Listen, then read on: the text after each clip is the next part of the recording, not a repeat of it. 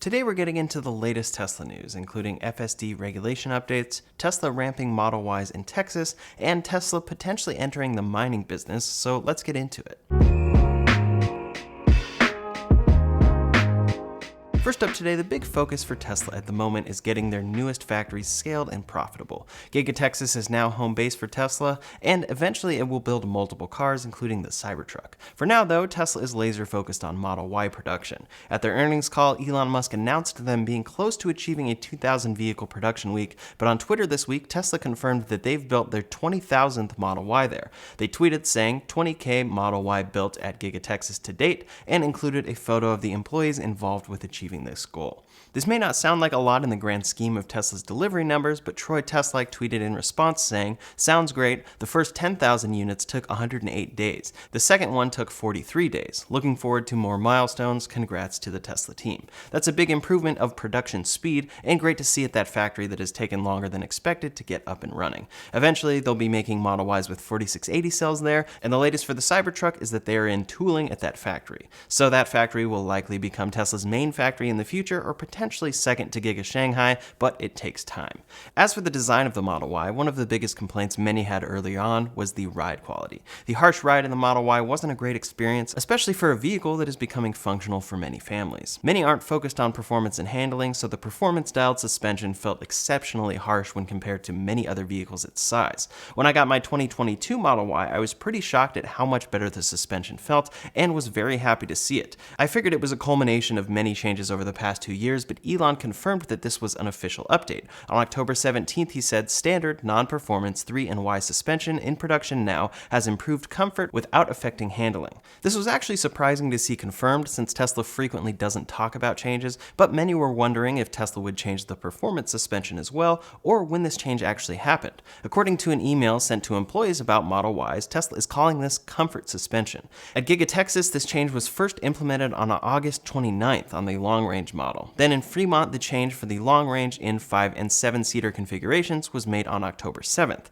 For the performance model, apparently they added the comfort suspension for cars built on or after October 11th. According to this email, this is specific to the Model Y, although Elon had mentioned it being a change on the Model 3 as well, so there could be some conflicting info here. The explanation of the suspension says, quote, "Our latest Model Y comfort suspension provides improved ride comfort and reduced road harshness while maintaining the steering and handling precision characteristic of Tesla vehicles." Interesting to note here, my 2022 Model Y was actually built before the dates of the change in Fremont, and it was built in Fremont. So the much improved suspension I have in my car may not even be this new comfort suspension. As always with Tesla making constant changes, it's unfortunate that I may not have received it, but also it's impossible to time. I received the latest interior features like the cargo cover, but potentially missed this new comfort suspension. I'm really curious to experience that though, and feel what it's like compared to mine. I'm still curious if I have it and production dates are inaccurate, but I'll investigate further. If it's enough of a change that Tesla is calling it comfort suspension, I imagine the difference is pretty noticeable, so it's a great improvement to see, which the Model Y has needed for some time. Next up today, one of the biggest themes for Tesla is how, regardless of certain problems people see with their products, they are way ahead when it comes to production. A big aspect of this is battery production and ensuring they have the battery supply to make millions of cars each year. This goes all the way down to the raw materials, and Tesla has said they'll enter any business they need to in order to achieve their goals. Back in April, Elon Musk said price of lithium has gone to insane levels. Tesla might actually have to get into the mining and refining directly at scale unless costs improve. There is no shortage of the element itself, as lithium is almost everywhere on Earth, but pace of extraction/refinement is slow. He added, "We have some cool ideas for sustainable lithium extraction and refinement." Ultimately, Tesla wants to work with other companies to get this done, and a new report is saying that Tesla was looking to take a very large stake in one of the world's largest mining companies. Quote, "Tesla held talks with Glencore about taking a stake in the Swiss Commodities Group in a sign of how global car makers are seeking to build ties with the mining industry to secure materials needed for the rollout of electric vehicles." Reportedly, preliminary discussions about Tesla buying 10 to 20% of Glencore took place last year, but no deal was reached due to concerns over whether Glencore's extensive coal mining business was compatible with the car maker's environmental goals. For EVs, lithium, nickel, and cobalt are required at this point, and Glencore is one of the largest producers of cobalt and nickel. For now, Tesla has yet to make this deal and instead has continued their offtake agreements. They made one 2 years ago to secure cobalt from Glencore, and that deal supplies Giga Shanghai and Berlin. Ultimately, Tesla didn't proceed with this deal, but they were in talks about moving forward into mining in a big way. A 10 to 20% stake in Glencore would have been huge, but it seems that Tesla may ultimately find they should just do it themselves. Last month, it was reported that Tesla plans to build a lithium refinery in Texas. Quote, Tesla Inc. is moving forward with plans to build a lithium refinery on the Texas Gulf Coast in a bid to gain more control over the supply chain for electric vehicle batteries. Of course, that doesn't solve everything, and especially not at the scale Tesla is growing, but it does hint at the potential Tesla is looking to do things themselves long term. For now, they will keep making deals with suppliers, but this will be very interesting to see develop. We hear a lot about battery production, but securing the raw materials to go into those batteries is even more important. Regarding battery production though, Panasonic is building a new factory in Kansas. This factory will specifically supply Tesla. The latest details have come out confirming that Panasonic plans to produce 30 gigawatt hours of battery cells during their first phase at this factory. Quote, Panasonic Energy Co. will begin construction in November 2022 of its new facility that will produce cylindrical lithium-ion batteries for electric vehicles. The facility in DeSoto, Kansas will be the company's second EV battery facility in the US, following the Panasonic Energy of North America facility in Sparks, Nevada. One interesting new development is that at least for the beginning, Panasonic plans to make 2170 cells here. In all rumors and reports leading up until now, it has been assumed that Panasonic would be exclusively making new 4680 cells at this factory to supply the 4680 Model Y and Cybertruck at Giga, Texas. For now, that doesn't appear to be the case. Quote, initially, the new manufacturing facility in Kansas will expand the existing production of Panasonic's 2170 EV batteries, which are currently in high demand from customers. Launching the facility with 2170 batteries ensures Panasonic can begin fulfilling customer orders quickly. Mass production is targeted to begin by the end of March 2025, with the initial production capacity of the new facility expected to be 30 gigawatt hours. They plan to expand beyond that capacity in the future and likely expand to 4680 cells. For now, even though 4680s are the cells people are most excited about for Tesla, 2170s are actually what is most in demand. Tesla is shipping cars at scale and growing that scale with 2170s, so they may not make this change as swiftly as expected. I think a good analogy for Tesla's current positioning with batteries compared to other automakers is to look at where they are with 4680 cells. Stay with me here. Tesla announced them in 2020 and has been ramping production, but overall we've seen heavy delays. The latest reports from Tesla say they have ramped production 3x, but it's unclear how much that 3x actually means for cells. They've likely seen delays due to the new technology, so they've only shipped a true handful of Model Ys with these cells. As far as I can tell, 4680 production has actually stopped at Giga, Texas for the Model Y. The Cybertruck appears to be reliant on 4680 cells, and that truck has been heavily delayed for many reasons, likely including this. Over at GM, they're pretty much in the same position as Tesla is with 4680s, but potentially worse. GM recently announced that their goal to produce a total of 400,000 EVs by the end of 2023 has been pushed back to mid-2024. They said all of our 2023 launches are progressing well. However, due to a slightly slower launch of cell and pack production than we expected, our plan is now to produce 400,000 EVs in North America over the course of 2022, 2023, and the first half of 2024. The launch of cells and packs is their all-new Ultium platform. This is the platform all of their future EVs are built on, and one of the first iterations of this pack, the Hummer EV with a massive 200 kilowatt-hour battery, has been recalled. 735 Hummer EVs and 89 Bright Drop vans have been recalled because, quote, the high-voltage battery pack enclosure in some of these vehicles may not have been properly sealed. If the pack enclosure is not sealed, water can enter the pack. That's definitely a big and important issue to solve that's likely because this is a brand new technology for GM. They are currently working to develop a remedy, and as far as I can tell, this covers almost all Hummer EVs sold thus far. To note, they have also shipped some Cadillac Lyrics, and so far those seem to be fine. GM has a brand new technology they are developing, and all 30 EVs they plan to launch by 2025 rely on it. Tesla has a brand new technology they are developing, 4680 cells and structural pack. Both have caused new product rollout delays for each brand, but as for Tesla's dependence on 4680 cells, not much is reliant on it.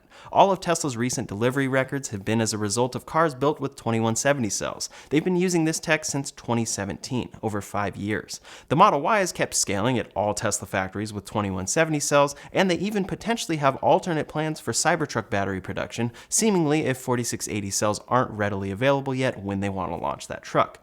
That future Panasonic Gigafactory, breaking ground in Kansas soon, appears to be supplying Tesla first with 2170 cells. At GM, though, their entire roadmap and plan is reliant on the Ultium platform. Difficulties scaling that up and getting their Ohio battery factory going mean difficulties selling electric cars at all. For Tesla, 4680 difficulties delay certain platform advances and cost savings, but do not stop their growth anytime soon. As I always say, I'm rooting for all EVs, but it's important to see the difference here and understand Tesla's positioning and head start for true scaled EV production. Their continual focus on battery cell and raw material supply is one of their biggest advantages. Next up today, a few updates about Tesla FSD. I don't talk about FSD too much on this channel since updates there always take longer than Elon predicts, but Tesla just released a new update as they are facing regulation issues with the FSD Beta. The new FSD Beta update is version 10.69.3, and Tesla has begun pushing it to their entire fleet of 160,000 beta testers. The release notes mention a multitude of updates, and Elon said, still a fair bit of polish to be done on 6.9.3, it's a major release posing as a minor release. In the release notes, it includes things like improved the architecture for better accuracy and latency, higher recall of faraway vehicles, lower velocity error of crossing vehicles by 20%, and improved VRU precision by 20%. Another note is upgraded the occupancy network to align with road surface. Another note mentions improved decision-making for short deadline lane changes, and there's many others. There are tons of specifics, and really the release notes apply mostly to those experiencing and testing out the beta on a daily basis. While Tesla is hard at work improving this, new reports are coming out about Tesla's experience with regulation here. According to a new report, Tesla gave a demo of the FSD Beta to the California DMV. Apparently they did so reluctantly since known FSD critics were there. Tesla mainly has come under fire for their FSD claims and naming of full self-driving when the system is not capable of this yet and requires human attention. According to Bloomberg, quote, the demo of the system Tesla markets as full self-driving was held last week at the Sacramento headquarters of the Department of Motor Vehicles, according to emails Bloomberg viewed via a public records request. Also at the October 26 event were the head of the Highway Patrol, a deputy secretary with the State Transportation Agency, and 3 outside advisors for the DMV. Tesla's correspondence ahead of the demo included Tesla's head of policy and business development saying, I question whether it is appropriate to include your consultants that have made negative public statements about Tesla. We have yet to receive any assurance that their bias does not influence DMV's treatment of Tesla. In response, the DMV essentially dodged Tesla's concerns here, saying, we appreciate Tesla's continued assistance in providing information regarding the latest releases and expansion of the full self-driving beta program and features. Our consultants assist us with our ongoing examination of the technology available on California public roads. The main people Tesla didn't want present had called Tesla's use of the term self-driving very damaging and called for Tesla to follow autonomous testing and reporting rules with the FSD Beta. Arguably, Tesla shouldn't be afraid here, and their concerns of critics may show that they aren't completely confident in proving their system's effectiveness at this point. In any case, they are engaging directly with the California DMV at this point, while also facing a Department of Justice probe for their full self-driving claims. Last week, a report came out that Tesla is under investigation by the US over claims their cars can drive themselves. Tesla and Elon Musk in particular have a history of full self-driving claims, but Tesla is clear that users of autopilot must keep their hands on the wheel and pay attention. Their documentation and official wording is also very clear that these features do not make the vehicle autonomous. As noted by Reuters, such warnings could complicate any case the Justice Department might wish to bring, the sources said. The details of this probe are that Justice Department prosecutors in Washington and San Francisco are examining whether Tesla misled consumers, investors, and regulators by making unsupported claims about its driver assistance technology's capabilities. The 3 main outcomes could be criminal charges, civil sanctions, or just closing the probe without taking action. This is the 3rd investigation currently involving Tesla from the Department of Justice, so it's expected to take some time. Also, as noted by Reuters, this adds to many current probes into Tesla's FSD system. In August of 2021, NHTSA began investigating crashes involving autopilot and emergency vehicles. In July, the California DMV accused Tesla of false advertising with autopilot and FSD, and now the Department of Justice is looking into it. Many expect that Tesla is still covered with their clarity on needing driver attention, but time will tell, and I'll keep you updated if anything comes up from any of these probes. As for Tesla's general AI, their head of AI, Andrej Karpathy, recently left the company. In a new interview, he talked about potentially returning to Tesla, saying, "It was difficult because I love Tesla, I love Elon, I love the team really. I would actually be interested in revisiting, maybe coming back at some point, maybe to work on Optimus or AGI at Tesla. I think Tesla is going to do incredible things. It's a massive, large-scale robotics company with in-house talent doing incredible things." In response to this, Elon tweeted, "Andrej will always be welcome at Tesla." Last up to date, Tesla has had massive success with their factory in Giga, Shanghai. That factory broke ground in 2019 and reached production in less than a year. Since then, they've scaled to be Tesla's most productive factory. For Fremont, that's Tesla's second most productive factory, and Elon has talked about it having room to grow. Now it looks like Tesla is directly attempting to replicate their success in Shanghai in the US. Reportedly, they are bringing engineers from Giga Shanghai to Fremont. Quote, "The Elon Musk-led car maker will dispatch staff, in particular automation and control engineers, to assist efforts to increase output in Fremont, where Tesla produces the Model S, X, 3, and Y vehicles." This includes about 200 people that will head to California for 3-month assignments. Quote, "The first workers are setting off as soon as this month." This should be very interesting to see, and if all were to go well in Fremont, we'd likely see engineers influencing Tesla's ramps in Texas and Berlin shortly after. That's all the latest Tesla news for today, so in the meantime, if you want to see my full review of the Rivian R1T after 1 month of ownership, you can check out that video linked up here or in the description below. Thanks so much for watching, and I'll see you on the next one.